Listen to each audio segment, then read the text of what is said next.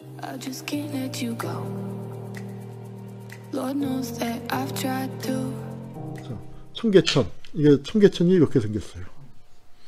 이거를 여기서 이제 그러니까 이거를 복개해서 이렇게 만들었고 여기 요 물탱크 있는데 여기쯤에서 전태일이 분신을 한 거죠. 요 위로 고가도로가 들어섰고 청계천이 이제 이런 모습이고 이걸 칸을 나눠서 2층으로 나눠서 발바람이 이 사람분들이 지금 강남에 그 아주 큰 이제 여기 청계천의 그 업주들은 강남으로 가고 여기 있었던 사람들은 계속 여공으로 남아 있고 이제 뭐 그 세상이 참 불공평하죠. 여기 이렇게 환경이 안 좋아서 이렇게 이걸 창문을 못 여는 거죠. 여기 고가도로가 들어섰으니까 차들이 쌩쌩 다니니까 여기 2층 3층에서 창문 열 수가 없잖아요. 그래서 안에서 작업을 하다가 도시락을 먹으면 도시락도 형편이 나아져서 그런 거죠. 전태일 때는 도시락도 못 사오고 수도꼭지로 물배 채우니까 전태일이 버스비 아껴서 풀빵 하나씩이라도 먹였다는 거 아닙니까? 그렇게 했는데 그러니까 여기 이제 이제 좀 형편이 나아져서 도시락을 싸오는데 이 안에서 도시락을 먹는데 밥을 한 반쯤 먹으면요 밥 색깔이 바뀐다는 거예요.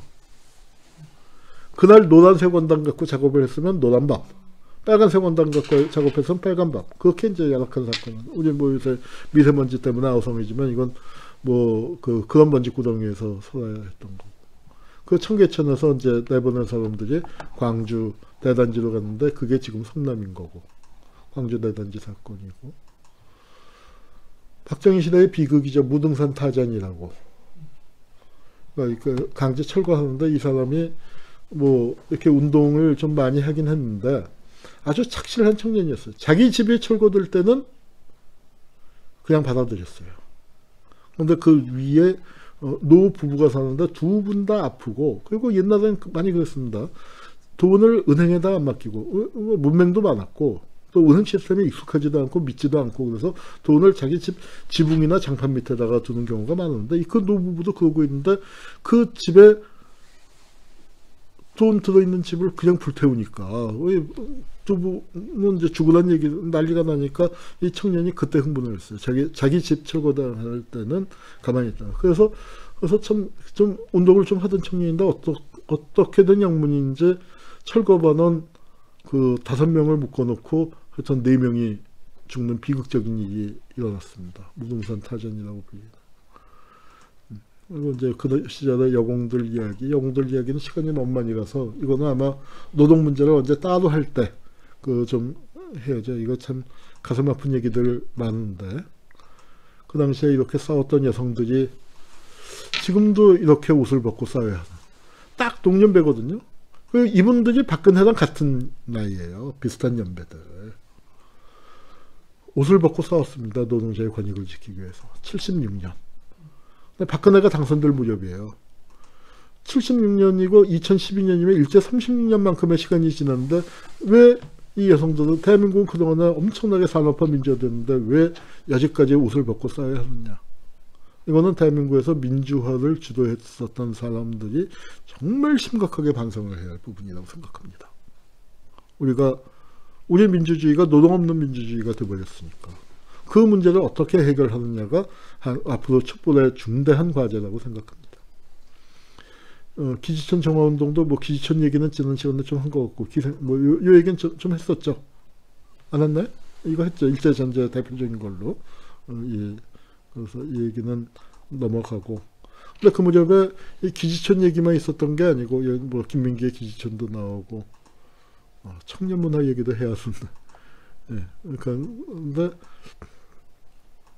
이 기생관광 얘기가 있습니다. 기생관광 이게 70년대 이제 이 기생관광이 활발했는데 우리가 관광산업 위화 유치를 한다고 하면서 이 호텔을 진 게 뭐냐면 아까 청계천 고가도로 있잖아요.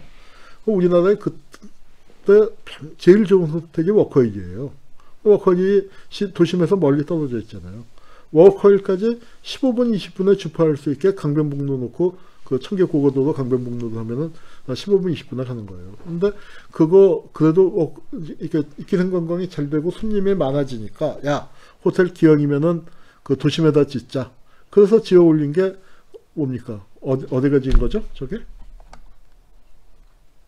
조선호텔 자리에 지은 코리아나 관광호텔. 그러니까 조선호텔에 저때 융자 받아서 뭐 하여튼 신문사 특혜 주고 신문을 이제 어용화시키는 과정에서 융자 받아서 저걸로 호텔 짓고 코리아나 호텔이 바로 기생관광의 중심지가 된 뭐 그건 참 기막힌 사연이고 이대 총장 김옥길 선생이 그 이대생들과 함께 그러니까 이때는 이 데모는 총장님이 같이 나서서 그 기생관광을 비판하는 거예요.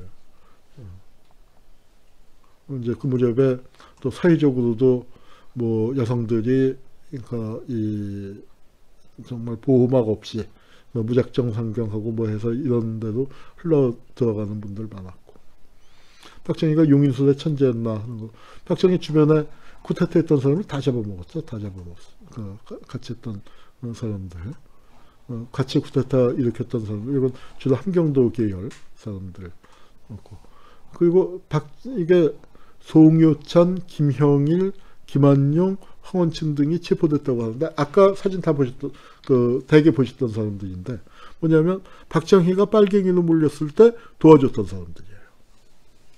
근데 그 사람을 독한 거죠.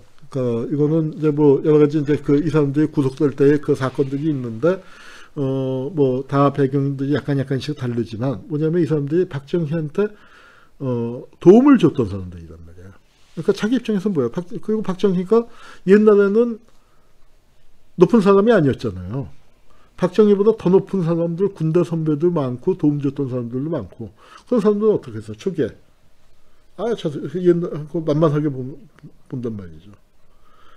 내가 그 홍준표 한번 인터뷰하고 굉장히 재밌는 일을 겪었는데 그때는 홍준표가 정말 찌그러져 있을 때예요. 당대표 나갔다가 이명박 쪽에서 이제 그 딴지를 걸어서 몇 표 얻었고 찌그러졌는데 그때 이렇게 이제 만나서 보니까 사람이 권력이 있는 것과 없는 것과 이게 자세가 틀려요.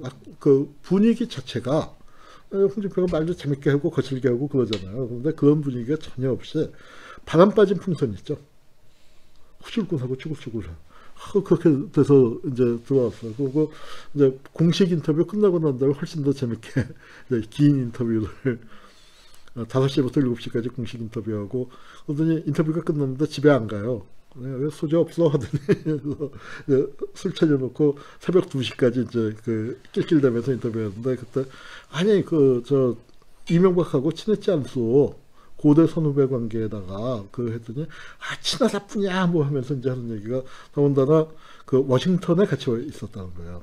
홍준표도 찌그러져서 워싱턴에 가 있을 때 이명박이 그 선거법 위반으로 감옥인가 갔다 온 다음에 왔대요. 그렇게 그걸 공항에 자기가 마중 나갔으니까 미국이라는 데가 먼저 온 사람이 늦게 온 사람을 안내하게 돼 있거든요.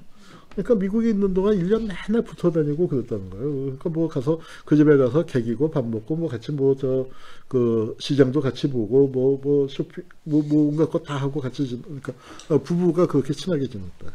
그리고 대통령이 든 다음에 다 해서 청와대로 갔나 뭐 사저로 갔대나 그래갖고 이렇게 얘기하다가 이렇게 딱 하다가 형수 그랬더니 막 치면서 하는 얘기야. 그래서 옛날에 옛날부터 알고 지내던 떨거지를 보지 말자고 그랬잖아. 그거 이명박한테 신경질을 내더래요. 누가 김인옥 씨가. 그래서 자기가 악하고 그다음부터는 굉장히 친한 척도 내색도 못하고 그렇게 해서 그때부터 뭐 우린 사이가 이렇게만큼 벌어졌다고 뭐 그런 얘기를 하더라고 홍준표가. 근데 그것처럼 이건 뭐냐면은 그러니까 홍준표 씨 입장에서는 뭐 그렇게 워낙 친하게 지내던 사이니까 또 그냥 친하게 지낸 거고 이 사람들은 친한 게 아니라 박정희를 구해줬잖아요. 도움을 줬으니까 더 뭔가 좀 뻣뻣하게 했을 텐데 그런데 그거를 갖다가 박정희가 길들이는 게 저렇게 한 번씩 뭐 오래 살리지는 않았어요. 오래 집어넣지는 않았는데 살짝씩 담궜다가 꺼내주는 거죠. 그러면 이제 그다음부터는 깨갱하고 여기 윤필경이요. 진짜 이 사람이 어때요? 기가 팍 죽었죠. 육군 소장인데 육군 대장이 이 집에 3배를 갈 정도로 기세등등했다. 그러니까 박정희의 심기를 제일 잘 읽는 사람.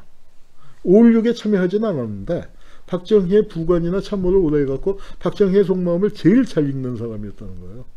그러니까 수도경비사령관으로 박정희의 측근정치에서 그런 실력자가 요무렵에 한때 그 이후락, 윤필용,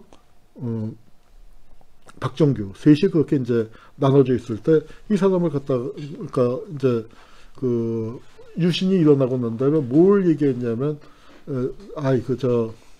박 대통령이 많이 옛날하고 달라서 많이 노쇠했으니까. 근데 그때 박정희 나이가 아직 60이 안 됐을 텐데 노쇠했다고 하면서 이제 박정희 물러나면은 그 이우락한테 형님이 하셔.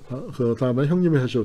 이제 이런 얘기를 했다는 게 돼서 그게 불경죄로 걸려서 내란죄로 걸려고 그랬어요. 그러다가 유신이 일어난 직후에 수도경비사령관에 유신의 주역인 이우락까지 연루된 사건을 그렇게 처리하면은 이건 민심에 문제가 많습니다 해갖고 부패 사건으로 뇌물 받은 걸로 해서 했고, 전두환도 저때 위태했던 거예요.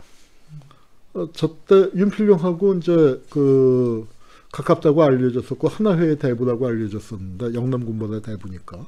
근데 이제 그때 전두환이는 줄을 바꿨던 거죠. 그러니까 윤필용 쪽하고도 가까웠었다가 박종규 쪽으로 줄을 갈아타서 간신히 살아남았는데 윤필용이가 그러니까 박종규가 하여튼 그렇게 됐습니다. 이제 박정희의 최측근들 다들 끝이 좋지 않았고 뭐 이거 하나하나 얘기하다가는 시간이 너무 많이 갈 것 같고 황영주 여기는 황영주도 박정희 측근이었는데 구속됐거든요. 이건 박정희가 직접 구속시켰다기보다는 이런 과정이 뭐냐면 이 사람이 MBC 사장이었어요. 뭐 이것도 할 얘기가 많은 사건인데 처음에 반공법, 국가보안법 같은 거는 나중에는 막걸리 반공법이었지만 누굴 단속했냐면 MBC 사장, 경향신문 사장, 언론사 사주나 아주 여권의 실력자들을 제어하는 장치예요. 왜냐하면 그 사람들이 좌익 전력이 있으니까. 그래서 그 황영주도 까불지마 하고 통한론, 뭐 지금 생각하면 아무것도 아니에요. 유행감시에 또 하고 이상가족 상봉도 하고 그래야 하는 것 아니냐. 너무나 상식적인 얘기를 했는데 이게 어제 박정희 주변에 빨갱이가 옛날 빨갱이가 빨갱이 같은 소리 한다. 그래서 그런 거 못하게 잡아들인 그 유명한 사건입니다. 여기는 이제 이분이 박정희의 큰딸이에요. 박근혜의 언니죠.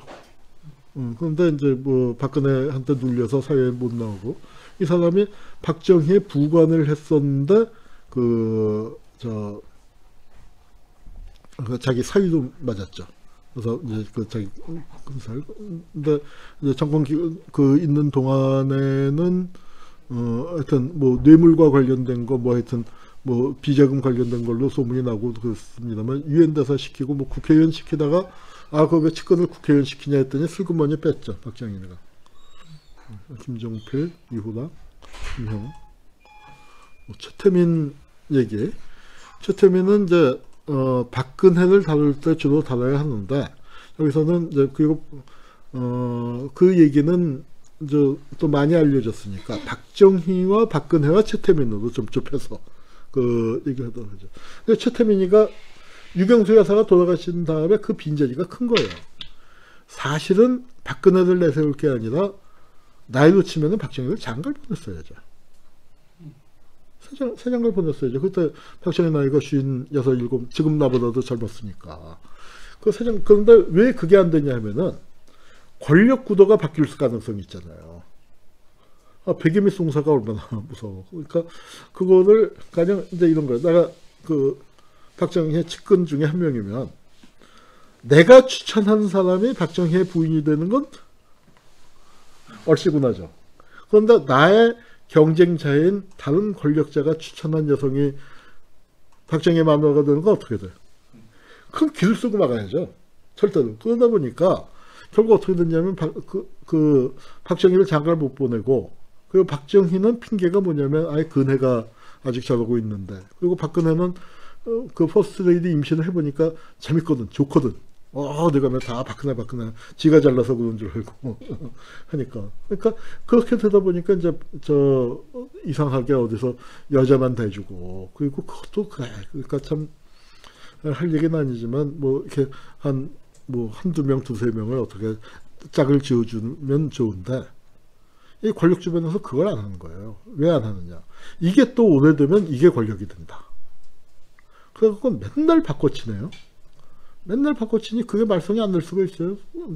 뭐 소문은 소문대로 다 나고, 뭐 언제나 어디 아파트 전체를 정전시켰다, 박정희가 드나드나하고, 뭐 별의별 그 희한한 얘기들이 다 나오고 하는데, 유경수 여사에 대해서는 평이 여러 가지가 갈립니다만,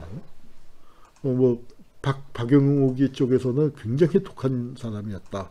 네, 또 이제 그런 증언도 나오고 있지만, 당시 대중적인 평은 좋았어요.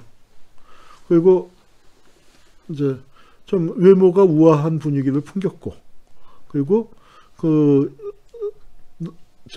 뭐 어깨동무니 뭐 양지회니 봉사활동 같은 거 주도했고, 그 다음에 여성들끼리의 공감대가 있었던 게 뭐냐면, 바람피는 남편 때문에 속을 끓는다에 대한 동정을 굉장히 받았죠. 그 부분은 동정을 많이 받았고, 그 다음에 이제 또 하나는 그래도 청와대에서 바른 소리 하는 사람은 유교사뿐이다 하는 식의 이제 얘기들 있었고 해서, 이제 그러다가 또 결정적으로 불쌍하게 돌아가셨잖아요, 비극적으로. 그래서 동정표가 많았죠. 근데 유경수 여사의 빈자리가 참 컸었던 거예요. 권력이 평정심을 잃었습니다. 권력 자체가 평정심을 잃었어요. 그리고 이제 곧이어서 베트남 무너지고 하면서 권력이 평정심을 잃고 권력 구도 자체가 바뀌고, 박정희에게 진짜 충성을 했던 사람들이 박정희 곁을 다 떠나고 차지철 하나만 남게 되는 구도가 되죠. 박정희가 권력 운영을 아주 독하게 잘못했기 때문에 그 벌어진 결과이기도 하고, 하여튼 박정규가 있을 때는 그래도 청와대 경호실이 그렇게까지 박정규도 월권을 했지만 차지철에 비하면은 훨씬 덜 했었던 거예요. 박정규는 박정희 밑에서 자기가 실력자로 있는 거를, 그걸 위해서 다른 사람하고 경쟁하고 했었는데, 차지철이는 포스트 박정희를 생각했던 거예요. 그래서 그 차이가 뭐냐면, 박정희가 죽었다라고 했을 때, 총 맞아 죽었다라고 했을 때, 유신 정권의 핵심 인물들은 전부 다 차지철이가 총을 쐈다고 생각한 거예요. 사실은 김재규가 아니라. 초기 반응은 다 처음 몇 시간 동안은 다 그랬습니다. 그렇기 때문에 이제 차지철이가 유경수의 빈자리를 타고 치고 올라가는 게 차지철입니다.